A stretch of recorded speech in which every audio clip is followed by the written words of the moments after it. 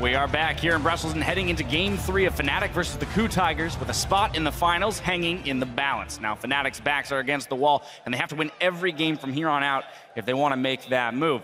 But I want to talk about someone who's going to do everything in his power to stop them from moving on. Smeb. We didn't talk about him in the postgame, but that guy avoiding that early tower dive and his 1v1 play, especially on this Fiora, has just been tremendous throughout the tournament. I mean, his Riven play was spectacular as well, but coming into this is the main thing that I was like, it's like 50-50, but the thing that really tipped my prediction over the edge was thinking about Smeb versus Huni in this matchup.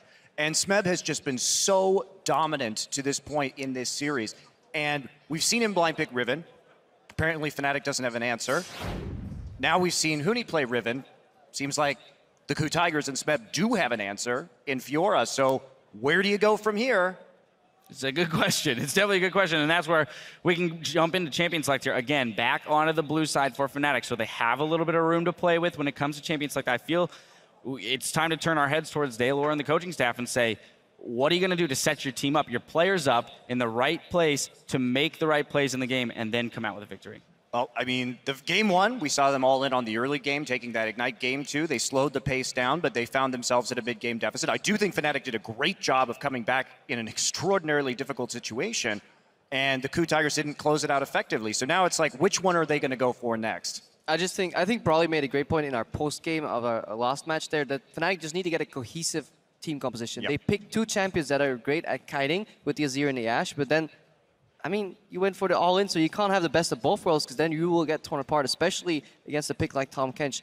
Additionally, maybe an early prior on Tahm Kench will definitely be there for Fnatic too, and just get a team composition with an identity, but that isn't as early game oriented. I liked what they brought game one, going full on the early game, but I would still like to see at least 2 teleports, 2 side stones, and then a composition with a clear identity that Fnatic then can play around its strengths. I think Fnatic got a more well-rounded comp aside from the Riven pick. I agree. I think the Riven pick for them was they got to play their ego pick. They got to try the 1v1 top. They tried to camp the top, try to get that ahead. And now it didn't work. Now they can reassured, like, we can't win this 1v1 top. This matchup isn't the way we thought. Now we need to go back to picking top laners for comps. And this is their option to go back to that. And I'm pretty sure we saw Yellowstar ran Ignite last game. That should have been an exhaust, especially against that composition. If you can actually dive into the backline with the Alistar, just against these lineups that KOO is running, you need the exhaust.